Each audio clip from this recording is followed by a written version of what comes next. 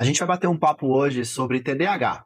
O que é desatenção, o que é agitação e o que realmente é TDAH.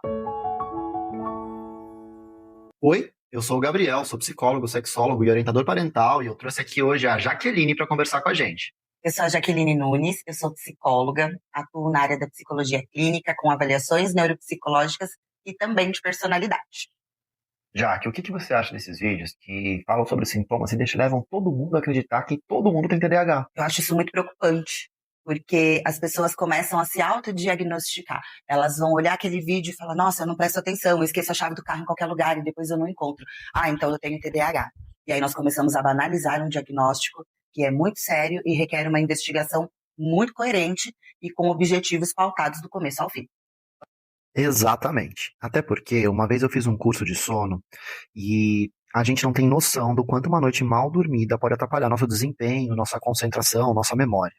E às vezes a gente acha que uma noite mal dormida não vai fazer tanta diferença, mas realmente faz muita diferença.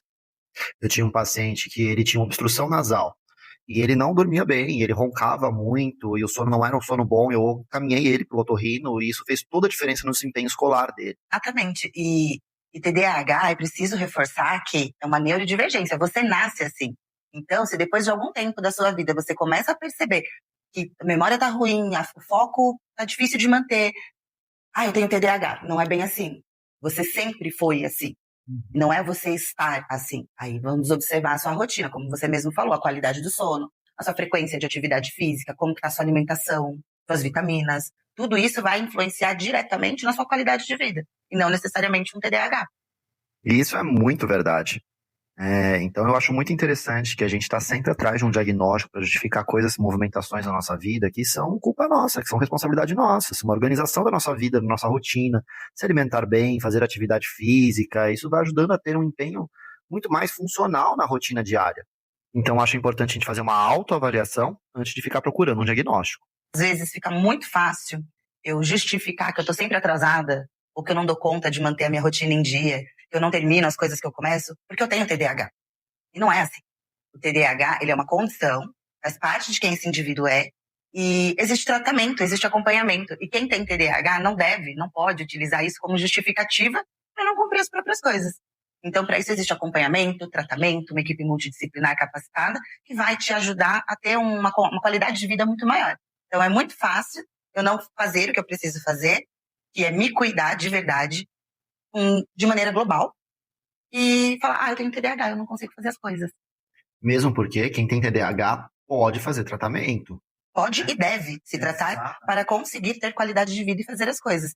Já que eu recebo muito em consultório pessoas que já chegam com um diagnóstico, que viram um videozinho na internet, que escutaram falar, e eu queria entender um pouquinho como que a neuropsicologia pode ajudar a gente a fechar um diagnóstico de uma maneira mais certeira, né? Porque é uma coisa muito complicada. Bom, TDAH, ele é uma neurodivergência e a neuropsicologia, ela busca identificar e avaliar as funções do cérebro, as emoções, cognição, nosso funcionamento e como que tudo isso se integra.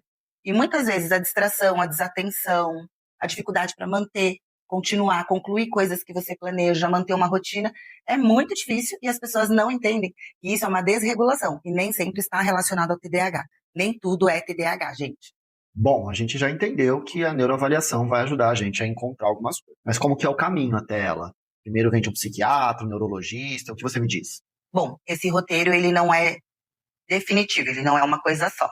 Você pode tanto vir para o neuropsicólogo com um encaminhamento médico, bem como você pode procurar pela sua vontade. Você tem o desejo de saber se você tem TDAH, se você tem alguma outra questão que precise ser cuidada, então você pode procurar independente de ter um encaminhamento ou não. E acho que esse é um dos pontos muito importantes da neuroavaliação, né? Porque ela te permite ter uma visão global e não necessariamente patológica, não buscando uma doença. Às vezes a gente pode entender se a gente está com a memória ruim, se a gente está com alguma coisa ali e investigar o que está causando isso, né? Às vezes uma vitamina, às vezes uma questão de sono, de rotina, ou genético, envelhecer mesmo, né? Pode trazer situações como essa que são preocupantes e a gente pode começar a fazer um tratamento precoce e mais saudável aí. Uma das coisas mais importantes que eu venho observando é que quando nós temos um real diagnóstico de TDAH, principalmente o tardio, é que as pessoas acabam adquirindo comorbidades. A ansiedade, a depressão. E aí ela tem aquele senso de baixa realização. E isso faz com que ela acabe desistindo de si mesma. Por isso que é importante o diagnóstico, para nós não termos outras comorbidades que vão prejudicar ainda mais a qualidade de vida das pessoas. E uma coisa curiosa é que a pessoa com TDAH precisa de atividade física. E isso é um item muito importante na vida dela, Sim. né? Precisa de uma alimentação regrada, e uma coisa que pouca gente conhece é o tipo de alimento que a pessoa precisa. Alimentos inflamatórios podem ser alimentos muito prejudiciais para as pessoas.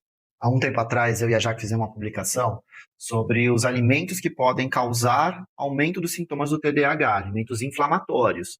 Então é importante que a gente consiga entender que vai precisar regular essa alimentação, mesmo para quem não é TDAH, porque esses alimentos vão fazer mal para a gente, vão acentuar algumas situações que são muito importantes.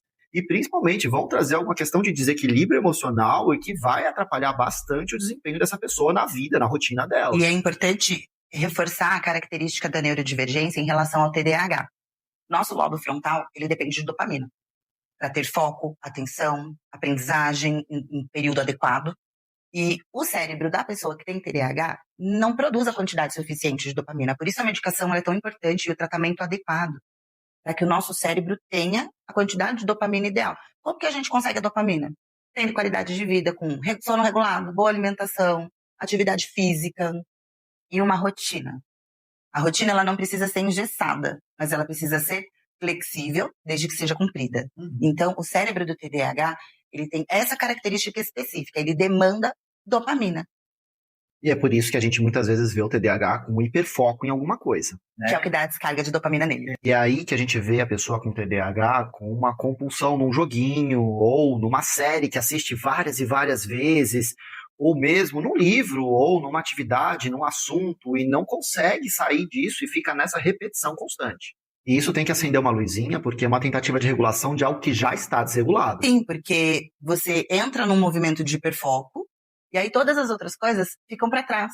Você procrastina todas as suas tarefas, e quando você vai ver, tá uma montanha de coisas para serem feitas. Uma casa desarrumada, as tarefas não realizadas, aquele sentimento de frustração, aquela sensação de que você está sendo punido em ter que fazer coisas que você não gostaria de fazer, porque você vai buscar somente aquilo que te é prazeroso. E aí vem toda essa desregulação. Eu acho que esse é um tema importante da gente falar, porque a gente sempre comenta sobre o imediatismo da pessoa com TDAH. Mas se a gente for parar para pensar, a nossa geração, pessoas ali de 30, 40 anos, cresceram assistindo um episódio hoje na TV Colosso e assistindo novamente somente a continuação no dia seguinte. Então, as novelas, elas ensinaram a gente a ter um pouco mais de paciência. Só que hoje a gente abre um aplicativo de filmes e séries e a gente maratona uma série, né? A gente assiste um filme sem comerciais e tudo isso faz um mal danado pra gente. A gente acostuma o nosso cérebro a esse imediatismo. Então, mesmo pessoas que não têm TDAH estão acostumando a ficar imediatistas. E isso é uma coisa muito ruim, porque a gente está sendo cada vez mais condicionado a não esperar. E isso é muito ruim. E veja bem, eu sou do tempo onde, quando você conhecia alguém que morava longe, o telefone era super caro. Então a gente mandava carta. Esperava-se 15 dias, um mês, para você receber uma resposta. Hoje nós temos tudo isso na mão. A conexão, ela tem grandes coisas positivas, que nós temos retornos mais rápidos, mas o imediatismo faz com que, se você me manda uma mensagem no WhatsApp e eu não respondo em 5 minutos, você já me enche de interrogações, porque eu preciso daquela resposta imediatamente. Eu preciso de controle. E isso faz com que as coisas fiquem muito mais difíceis de serem reguladas. E hoje a gente paga mais caro numa compra na internet para poder chegar no dia seguinte. A gente não tem mais essa paciência de esperar, a gente não sabe mais juntar dinheiro para comprar alguma coisa, a gente sempre compra parcelado. Esse imediatismo, ele tá na vida da gente, né? Assim como a agitação que a gente tem, né? Repara o tanto de excesso de estímulos que a gente tem no mundo hoje, né? E isso não é TDAH. Exatamente. Isso é desregulação e todo mundo pode ter, se não se cuidar de maneira adequada. Exatamente. Então, sono, alimentação, essa questão da atividade física, tudo isso é importantíssimo para a gente poder ter uma regulação muito maior durante o nosso dia a dia e não se perder nesse processo, né? E a gente precisa colocar na nossa vida esses hábitos saudáveis, porque o mundo já é feito para a gente se desregular. Ah, isso é fato. Então a gente tem excesso de estímulos, a gente tem uma alimentação com alimentos não saudáveis, muito estimulada, a gente precisa aprender a fazer atividade física mesmo quando está com preguiça e principalmente diminuir o celular na hora de dormir, né? Exatamente. A higiene do sono é uma coisa que eu recomendo para todas as pessoas, independente delas serem neurodivergentes ou não. Por quê? Eu vou abaixando a luz, diminuindo o nível dos estímulos, eu vou me preparando, o meu cérebro começa a entender que é a hora do meu corpo descansar. E isso faz com que eu durma muito melhor, que eu acorde muito bem no outro dia. O que é melhor? Dormir até tarde, porque dormiu tarde, ou acordar sempre em horários semelhantes, incluir uma atividade física pela manhã, tomar um bom café da manhã e cumprir a sua rotina que você se planejou. Você dorme tarde, acorda tarde, ou perde a hora, acorda ranzinza, o dia todo já vai ser ruim. E aí você não quer fazer nada. E aí a gente vai lá e se alimenta de energético e café, para compensar essa noite mal dormida. Exatamente. E aí a gente começa a desregular outras coisas dentro do nosso corpo, né? O energético realmente é um veneno. Faz muito mal pro corpo e pro cérebro.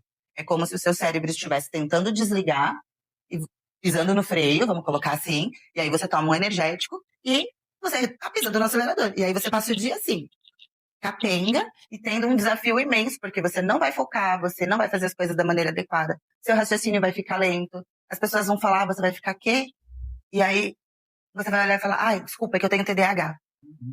E você não fez uma avaliação neuropsicológica, você não entrou em contato com nenhum profissional de saúde, seja médicos ou psicólogos, e você está se autodiagnosticando e colocando uma justificativa, uma barreira, para dizer, olha, eu não dou conta porque eu sou diferente. Ou, pior, dizer, eu tenho um problema. E a neurodivergência não é um problema, ela é uma condição que deve ser cuidada e muito bem cuidada. E aí, por outro lado, a gente também encontra um monte de gente que usa o TDAH como uma justificativa. Exato. E aí a gente tem que entender que a gente tem que se tratar, que a gente precisa se aprender a se regular, que assim a gente consegue oferecer o melhor que a gente tem dentro da gente. E aí nessa ou em qualquer outra patologia, a gente tem que aprender a se tratar, a se regular, justamente para poder ter qualidade de vida, o que é muito importante. Sim, e desatenção e hiperatividade é o que as pessoas determinam como TDAH. E o TDAH, ele, na verdade, ele envolve muitas outras coisas que afetam na sua qualidade de vida. Gerenciamento de tempo, entender realmente quanto tempo cada coisa leva para ser feita. Por que a gente desanima quando acorda? Antes de dormir, eu falo, amanhã eu vou mudar minha vida, eu vou dar banho no cachorro, eu vou limpar a casa, eu vou lavar roupa, eu vou estudar, eu vou correr, vou fazer uma refeição incrível. E aí quando você vê, já são 3 da tarde e você não cumpriu nem metade da lista. Só que a grande questão é, a sua lista era realista? Você não estava preparado para fazer tudo aquilo. Nas 24 horas do seu dia não cabe todas aquelas coisas. Então, gerenciar o tempo é uma dificuldade real que a pessoa com TDAH tem. Mas pessoas que não se autorregulam adequadamente também vão sofrer com isso. Mas aí não é uma condição. É uma posição em que o indivíduo se coloca. E aí, quem tem TDAH tem que tomar muito cuidado com o uso de álcool, de drogas, da maconha, porque é muito mais suscetível ao vício pela potencialização dos sintomas que essas drogas trazem para as pessoas. Sim, eu estive em conversa com uma neuropediatra recentemente e ela fala da importância do diagnóstico ser feito o quanto antes. Apesar do meu trabalho hoje estar muito voltado para esse diagnóstico tardio em adolescentes e adultos, ela estava me explicando o que acontece. Crianças têm uma dificuldade muito grande no desenvolvimento, na aprendizagem, em acompanhar as tarefas escolares. E na adolescência, a proximidade com vícios, sejam eles jogos, drogas, álcool, e tornar adultos disfuncionais no futuro. E isso tem muito a ver com aquela história da dopamina que você estava falando, né? Porque a pessoa tem uma necessidade de prazer muito grande e a dopamina vai trazer essa regulação para ela, né? E, inclusive, nos meus estudos, eu venho observando que quanto antes você começa um tratamento adequado, um acompanhamento adequado para o TDAH, maior a probabilidade de você não fazer uso para sempre dessas medicações. Você não vai morrer tomando a medicação. Os tais dos estimulantes, Ritalina, entre outros remédios. Quanto antes for diagnosticado, maior a probabilidade do cérebro atingir uma autorregulação adequada, porque ele vai entender que ele precisa produzir mais dopamina, só que ele precisa de ajuda. Ele precisa da atividade física, do sono, da alimentação, do autocuidado, da psicoterapia. Por isso que é tão importante. Gente, eu tenho uma paciente, quando chega no consultório, eu sei se ela fez atividade física ou não.